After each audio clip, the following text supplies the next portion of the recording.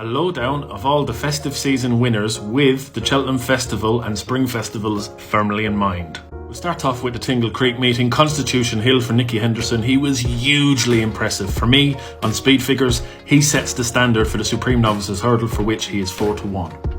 Edward Stone won the Grade 1 Henry VIII at Sandown. He went on to win again over the Christmas period. Edward Stone for Alan King, seriously impressive novice, very, very good. Second favourite behind Ferdley Hollow for the Arkle and deserves to be there. He's a very good novice.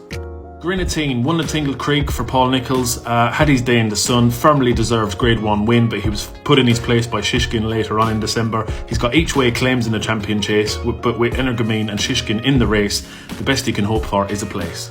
My Drogo won at Cheltenham 7 days later, but he's unfortunately out for the season. Gary Moore's editor De Geet once again won in handicap company. He's quickly improving. I'd like to see him go for the Game Spirit at Newbury just so we can see how good he is. Blazing Cal won the Albert Bartlett trial on this day as well, and he is favourite for the Albert Bartlett at Cheltenham. He needs to tidy up his jumping, but he does set the standard for that race at the moment. Nearly forgot about Protectorat, who ran the week before at Aintree. He was hugely impressive that day. He is the leading hope for the UK in the Gold Cup as things stand. Blue Lord won at Fairyhouse on the 11th of December. He followed up later on in December over the festive season. Blue Lord is a very, very good novice, and he looks likely to go down the Arkle route as well. Statler also won on December 11th at Fairyhouse.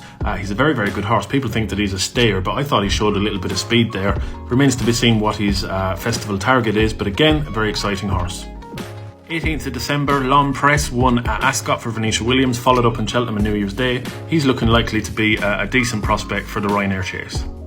Champ's chasing career is now on hold because he won the Long Walk hurdle, and he looks likely to go for the Stayers hurdle, where he will be a serious player. But is he too old?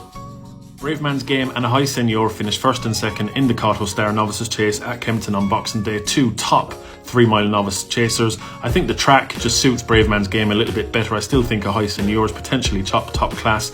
Be interesting to see where they go in the spring.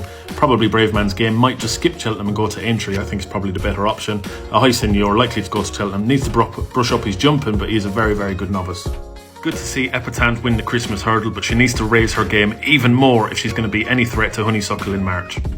Tornado Flyer was the winner of an underwhelming King George. He was the best horse on the day, but it remains to be seen if any of the horses in this King George can be seen as legitimate festival winners in March. Sir Gerhard won his maiden hurdle. He'll go to the Dublin Racing Festival and is a top contender for the Supreme.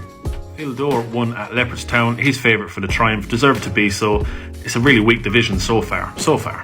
Ferdley Hollow was also impressive. He's now favourite for the Arkle. I'm running out of time. Let me know what you like in the comments. I'll have to do a part 2.